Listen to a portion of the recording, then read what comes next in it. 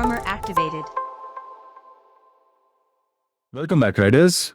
In this video, we'll show you how to pair your device with the BluArmor app.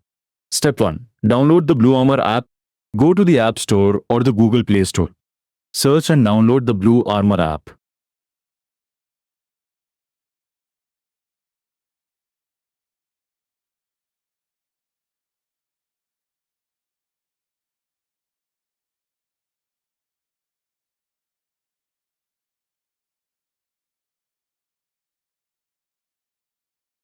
Next, power on your device and make sure it is connected to your phone via Bluetooth.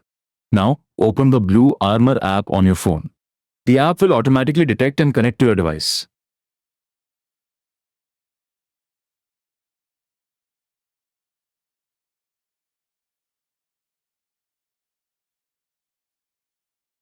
And that's it. Your device is now successfully connected to the BluArmor app and you're ready to explore all its features.